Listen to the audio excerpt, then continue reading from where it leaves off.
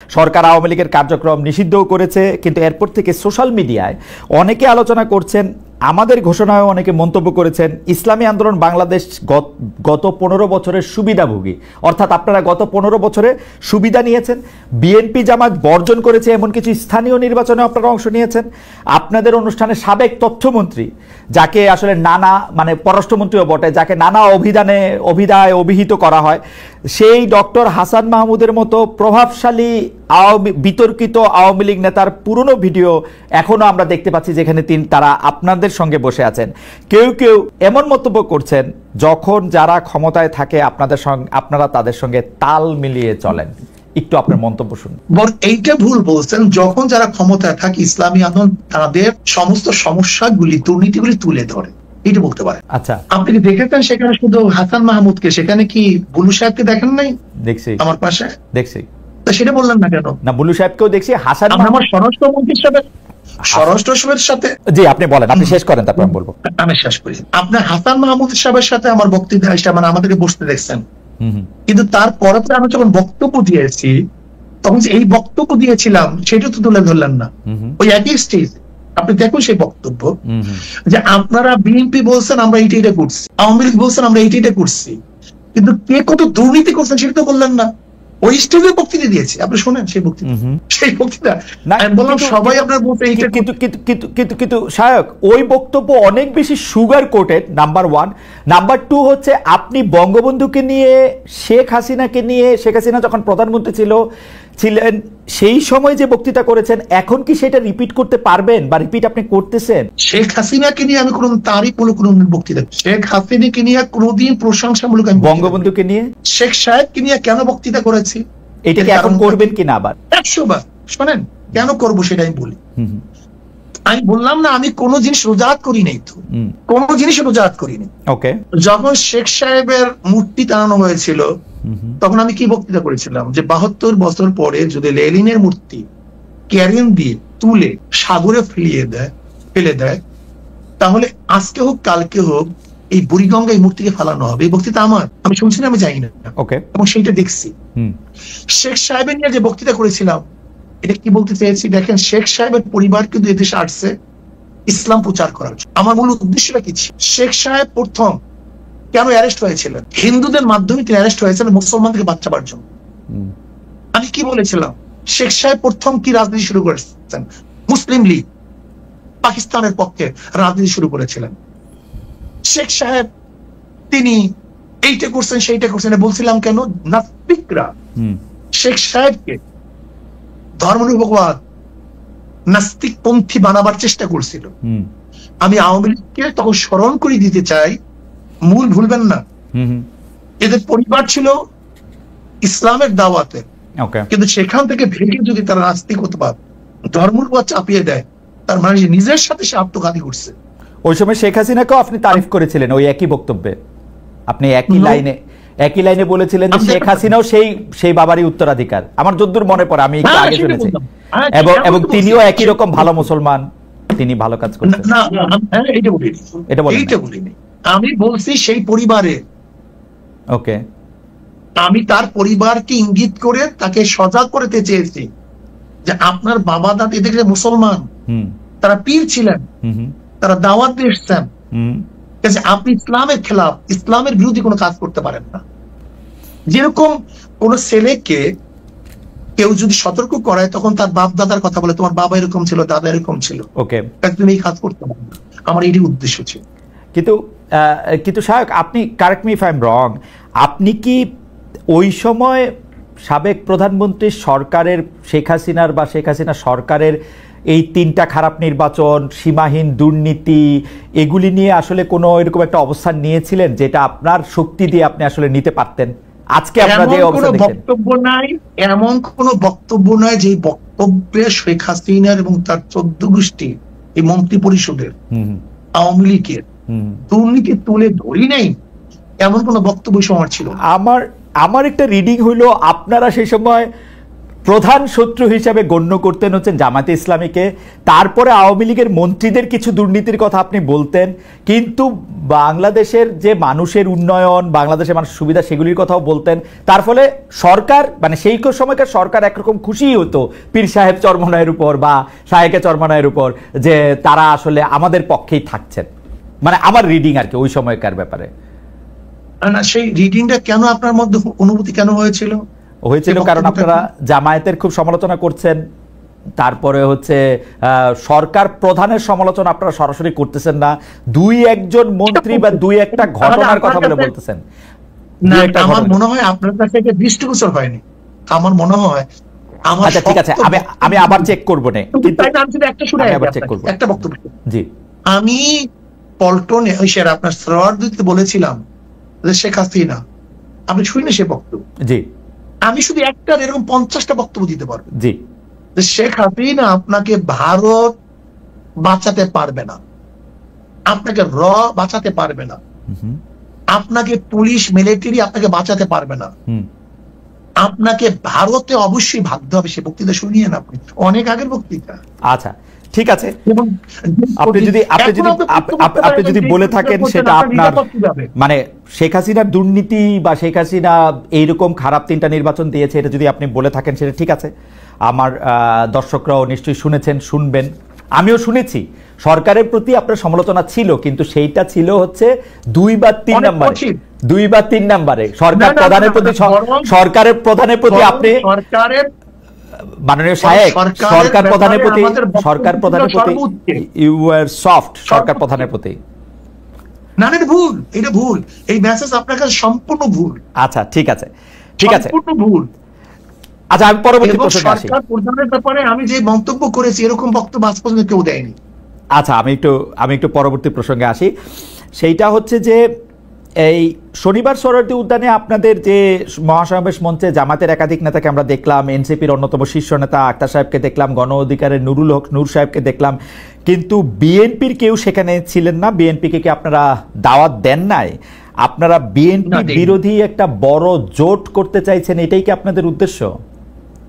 না, আমরা PR system নির্বাচন চাই। আচ্ছা, যেহেতু বিএনপি পিআর সিস্টেম চায় না, ওকে, আমাদের মূল বক্তব্য ছিল 3টা: সংস্কার, বিচার, পিআর সিস্টেম নির্বাচন। ওকে, কাজে যেহেতু এই পিআর সিস্টেমে নির্বাচনে যারা ঐক্য, আমরা তাদেরকে দাওয়াত দিয়েছি। বিএনপি যদি ঐক্য ছিল না, জন্য দাওয়াত দিইনি। বিএনপি যদি আগে বলে আমরাও পিআর বিশ্বাসী, আমরা তাদেরকে দাওয়াত দেবো, ভবিষ্যতে সমস্যা নেই। আমাদের দর্শকদের উদ্দেশ্যে আপনারা ভবিষ্যৎ দাওয়াত দেবেন, সেটা ঠিক আছে। আমাদের দর্শকদের উদ্দেশ্যে আর আমার বোঝার জন্য একটু পিআর সিস্টেমে নির্বাচন কি আপনারা এখনকার সংসদে যেটি আছে বা পরবর্তী সংসদ নির্বাচনও তাই চাচ্ছেন, নাকি সেটা শুধু উচ্চ কক্ষের জন্য, আপার হাউসের জন্য পিআর সিস্টেম নির্বাচন? আচ্ছা ঠিক আছে, তাহলে এটা একটু বুঝানি। প্রত্যেক সিস্টেম আমরা পিআর সিস্টেম নির্বাচন। আচ্ছা, পিআর সিস্টেমে যদি আপনারা নির্বাচন চান, তাহলে কি এই 300 আসনে যে নির্বাচন হবে, সেই নির্বাচনে কোনো ব্যক্তি বা এমপি নির্বাচিত হবে না তাইলে, তাই তো? না, তারা দল নিযুক্ত করবে ভালো ভালো লোকগুলিদেরকে। না, ধরেন দল নিযুক্ত করলো, দল নিযুক্ত করে ধরা যাক ইসলামী আন্দোলন 50% ভোট পাইলো, সেই জন্য তারা 150 সিট পাবে, আর বাকি যারা 20%, 30% তারা সেরকম করে কেউ 100 সিট, কেউ 50 সিট, কেউ 30, 20, 10 এরকম করে পাবে। আপনি যে 150 সিটে জিতলেন বা 150 সিটে জিতবেন পিআর পদ্ধতিতে, সেইখানে তো আপনি বাছাই করবেন কোন কোন সংসদীয় আসনে আপনার লোক দিবেন, তাই তো? তাই। কিন্তু যদি ধরা যাক আমাদের বরিশাল 1 আসনে আপনিও সেখানে একজন লোককে নিয়োগ দিতে চাচ্ছেন যে 30% পাইছে, উনিও ওইখানেই উনার সিটটা চান, যিনি 10% পাইছে উনিও ওইখানে ওই সিটটা চান, এইটা রিজলভ করা হবে কিভাবে? কোনো সমস্যা নেই, আমরা কম্প্রোমাইজ করে নেব। না, যার যেখানে প্রয়োজন সেখানে নেব। প্রয়োজন তো মূল বাধা আমি এটা সরাই দিই, তাহলে ব্যাপারটা বুঝবেন। জি, আসলে পিআর সিস্টেমে নির্বাচনে কোন সিটে কোন প্রার্থী, এইটা বহুত বড় কথা না। পিআর সিস্টেম নির্বাচনের সংসদ যারা সদস্য হবেন তাদের মূল দায়িত্ব থাকবে সংসদে কাজ করা, আইন প্রণয়ন করা, আইনকে বাস্তবায়ন করা। তার মানে ধরেন কথার কথা, আর আমাদের যে স্থানীয় যে সরকারগুলি থাকবে সেটাকে এস্টাবলিশ করা। আমরা উন্নয়নের ব্যাপারটা নেব স্থানীয় সরকার থেকে। স্থানীয় সরকার কাজ করতেছে কিনা, কোন আইনের পদ্ধতিতে, প্রক্রিয়ায় বেশ ভালো চলবে, জবাবদিহিতামূলক হবে, এদের কাজই থাকবে মূল হলো আইন প্রণয়ন করা, আইন বাস্তবায়ন করা। না, আপনি আমাকে একটু আপনি আমাকে আরেকটু সাহায্য করেন। ধরা যাক পীর সাহেব চরমনায় আর আপনি মিলে ডিসাইড করলেন আমাকে কুমিল্লা 1 আসন থেকে আপনারা এমপি বানাবেন। ধরা যাক একইভাবে জামায়াতের নেতা ডক্টর শফিকুর রহমানও ঠিক করলেন আমাকে কুমিল্লা 2 আসন থেকে এমপি বানাবেন। আমি কিন্তু এলাকায় যাইও নাই, ভোটও করি নাই, কিচ্ছু করি নাই। আমার পক্ষে তো এমপি হয়ে যাওয়া সম্ভব, তাই না? আপনারা যদি 50% ভোট পান, আপনাদের যদি 150 জন সম্ভব, এইটা কি ঠিক হবে? আমি কি একটা ভালো জনপ্রতিনিধি হইতে পারবো? নির্ধারণ না করি তাহলে কি হবে? এলাকায় নির্ধারণ করলাম, এলাকায় নির্ধারণ করলাম, আপনার এত পার্সেন্টেজ ধরে নেন, একটা বক্তব্য জি ধরে নেন, জি আপনার এত পার্সেন্টেজ ভোট পেয়েছেন, আপনার সংসদে এত প্রার্থী আপনার আছে, হ্যাঁ হ্যাঁ, এখানে কোন এলাকা এটা তো নির্ধারণ করা জরুরি না। না, জরুরি। কারণ হচ্ছে যে প্রত্যেকটা মানুষের তখন ভোটিং রাইটটা হয় আমাকে দাউদকান্দি বা মুরাদনগর থেকে নির্বাচিত করবে কিনা, আমি ভালো প্রার্থী নাকি এনসিপির উপদেষ্টা মহোদয় আসিফ সাহেব ভালো প্রার্থী নাকি কায়কোবাদ সাহেব ভালো প্রার্থী, ওইটা ওই এলাকার মানুষের right to choose there MP. তাহলে আপনি মার্কা নিলেন কেন? মার্কা নিছি তো হচ্ছে আমার আদর্শটাকে কম কথায় বলার জন্য, যাতে ব্যালটে আমার আদর্শটা থাকে, মানুষ জানবে আমি ইসলামী আন্দোলনের লোক, ইসলামী আন্দোলনের আদর্শটা মানুষ জানবে থ্রু আপনার মাধ্যমে। আপনি তো সব জায়গায় যাইতে পারবেন না, আমি আপনার বায়াতটা দিয়ে মানুষকে বলবো যে আমি হাত পাখার লোক, হাত পাখা হচ্ছে এটার আদর্শ। এই জন্য আমি মার্কা একটু কথা বলি, একটু বলি। জি জি জি, ধরে নেন আপনার আসলে তো মূল মার্কা, যেই ব্যক্তি নির্বাচনে অংশগ্রহণ করছে সে মার্কা নির্বাচন না করে তাহলে সেই ব্যক্তি কি কোনো নির্বাচিত হতে পারবে? ধরে না কেউ হতে পারবে, অধিকাংশ পারবে না, অনেকে পারে। মূল তো মানুষের ভোট দিতে আসেন আদর্শকে, রাইট, আদর্শকে। যদি আদর্শকে ভোট দেয় আদর্শ ক্ষমতায় যাবে না, ক্ষমতায় যাবে সংসদে না। আমি একটু অল্প একটু বলি, আমি বছর 30 ধরে এই মাঠ পর্যায়ে সাংবাদিকতাটা দেখি, তো অনেক সময় কি হয় সাহেব জানেন, ধরেন আপনার আদর্শ দিয়া আপনি আমাকে হাত পাখা দিলেন, মানুষ আমাকে আগ্রহ করে নিল, কিন্তু আপনি আমাকে না দিয়ে আমার বন্ধুকে দিলেন, মানুষ হাত পাখার আদর্শে থাকলেও তাকে নিতে রাজি না, তাকে কিন্তু ফেল করায় দেয়। এখানে আদর্শ ইম্পর্টেন্ট, ব্যক্তিও ইম্পর্টেন্ট সায়ক। আপনি শুধু আদর্শ দিয়ে পাঠাইলে কাউকে আপনি নির্বাচিত করে আনতে পারবেন না, এখানে দুইটাই গুরুত্বপূর্ণ। অবশ্যই অবশ্যই, কিন্তু আমি মনে করি ধরে নেন আমরা 10 জনের নির্বাচন অংশগ্রহণ করলাম 10 পার্টির থেকে, একজনে ভোট পাইছে 10,100 আর 90,000 মানুষ তার বিরুদ্ধে, তার 90,000 মানুষ কি তার প্রতিনিধিকে মানে সিলেকশন করতে পারছে? না, গণতন্ত্রের মজাটাই তো এইটা, গণতন্ত্রের মজাটাই তো হচ্ছে বেশিরভাগ মানুষ যাকে পছন্দ করে সেই হচ্ছে নির্বাচিত করবে, মানে শাসন ক্ষমতায় দায়িত্ব পাবে, সেটাই তো। এখানে আপনার 10,000 মানুষ, আপনার 90,000 মানুষ তো আপনার বিরুদ্ধে, তাই মেজরিটি হলো কিভাবে? না না, মেজরিটি হওয়ার দরকার নাই তো, বেশিরভাগ সবচেয়ে বেশি মানুষ যেটা করবে 10,000 মানুষ। আমরা গণতন্ত্রে সেইটা বাধ্য করতে, গণতন্ত্রের অনেকগুলো পার্ট আছে, আপনি নিশ্চয়ই জানেন, গণতন্ত্রের পদ্ধতি কিন্তু একটা না, গোটা দুনিয়ার মধ্যে গণতন্ত্র ভিত্তিক নির্বাচন পদ্ধতি একটা না। না, আমি জানি একটা না, প্রচুর। আমি জানি একটা না, একসময় মৌলিক গণতন্ত্র ছিল, আমাদের প্রেসিডেন্ট নির্বাচন করে এখন পদ্ধতি ভিন্ন। আমার কাছে কি সায়ক, আমার কাছে কি মনে হয় জানেন, আপনি আমাকে কারেক্ট করেন ইফ আই এম রং, আমার কাছে মনে হয় যে আপনারা তড়িঘড়ি করে এই পিআর সিস্টেমের কথা বলতেছেন, পিআর সিস্টেমটার ভালো মন্দ বিবেচনা না করে, সম্ভাব্যতা বিচার না করে আপনারা পিআর সিস্টেমটা করার সময় এইটাও ভুলে গেছেন যে একটা 300টা আসনে আপনার 300টা ব্যক্তি গুরুত্বপূর্ণ। আপনি মনে করতেছেন শুধু মার্কাটা পাস করে আসলেই হবে, এরপর আপনি টেবিলে বসে 10টা লোককে আপনার ইচ্ছা মতো নিয়োগ দিবেন। This is not fair. আমাকে কথা বলতে দেন। জি বলেন বলেন। দেখেন, যদি আমি বর্তমান প্রচলিত নির্বাচনের কথা বলি, সেখানেও কিন্তু মেরিট ডিমেরিট আছে। আছে। আপনার পিআর সিস্টেমে নির্বাচনে মেরিট ডিমেরিট অবশ্যই আছে, কিন্তু আমরা দেখব মেরিট ডিমেরিটের মধ্যে কোনটার গ্রহণযোগ্যতা বেশি, কোনটার গ্রহণযোগ্যতা কম।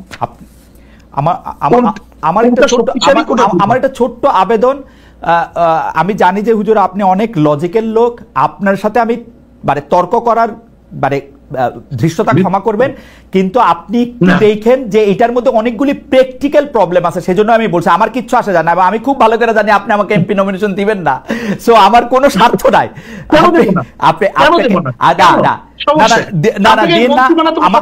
আমার চেয়ে অনেক মানে যোগ্য লোক আছে, তাদেরই দিয়েন, কিন্তু আপনি এটা দেখেন পরীক্ষা করে যে এটার মধ্যে আসলেই ঝামেলা আছে, আসলেই ঝামেলা। একটু কথা বলি, পিআর সিস্টেমে নির্বাচনের দাবিটা কিন্তু আমরা এই গত 28 তারিখ করি নাই। পিআর সিস্টেম নির্বাচনের দাবিটা কিন্তু আমরা 2008 থেকে শুরু করেছি। ওকে, আর দেখেন আপনি এবং আমি যেটা তর্ক করতেছি পিআর সিস্টেম নির্বাচনে করা স্বাভাবিক, প্রত্যেকের মত ভিন্ন থাকতেই পারে, এটা আমি কোনো আপসেট না, প্রত্যেকের মত ভিন্ন থাকতে পারে, বরং মত ভিন্ন থাকার মধ্যে তো মজা। কিন্তু আমি একটা কথা মনে করি, 170টা দেশের মধ্যে 91টা দেশে পিআর সিস্টেম নির্বাচন। দেখেন আমাদের দেশে প্রেক্ষাপট, এখানে নমিনেশন বাণিজ্য, এখানে চোর ডাকাত বদমাশরা সে নির্বাচিত হয়, এখানে আমরা নির্বাচনে ইনভেস্ট করি না। হুজুর আমি আপনার সাথে একদম একমত, কিন্তু আপনি একটু পরীক্ষা করে দেখবেন এই 170টা দেশের মধ্যে যে 91টা দেশে পিআর সিস্টেমে ইলেকশন হয়, সে তারা পিআর সিস্টেমে ইলেক্টেড বডিটা পার্লামেন্টারি প্রসেসের কিনা তা হয়তো না। প্রেসিডেন্টের ক্ষেত্রে যেমন আমি জার্মানির কথা বলি, জার্মানির পিআর সিস্টেম কিন্তু পিআর সিস্টেম হলো এটা অসম্ভব জটিল, আমি একদিন আপনার সাথে এটা নিয়ে আলোচনা করবো না, এটা পিআর সিস্টেম আসলে কিরকম। ফ্রান্সের পিআর সিস্টেমটা কিরকম সেইটা আলাদা একটা জটিল, এটা লাগাতার এরকম বললেই হবে না যে এটা পিআর সিস্টেম। হাওয়েভার আমাদের অনেকগুলি প্রসঙ্গ রয়েছে হুজুর, আপনি আমার সাথে আবেদন। খালিদ ভাই আমি তো এর জন্যই বলেছি যে ডেমোক্রেসির পদ্ধতিটা কিন্তু গোটা দুনিয়ার মধ্যে এক, আমি সেইটাই বলেছি। অ্যাবসলিউটলি, আমার শুধু আবেদন আপনি নিজে, আমার আবেদন আপনার কাছে, কারণ আপনাকে তো সবসময় পাবো না, আপনি নিজে যে পিআর সিস্টেমটার কথা আপনি বলছেন সেটা একটু পরীক্ষা করে দেখেন, আমার আর কোনো আবেদন নাই, এটা জাস্ট আমার একটা আবেদন। পরীক্ষা আমি ভালো মনে করছি দেখে তো বক্তৃতা করেছি। আচ্ছা, পরীক্ষা আপনি অলরেডি করে ফেলছেন? আচ্ছা ঠিক আছে, থ্যাংক ইউ।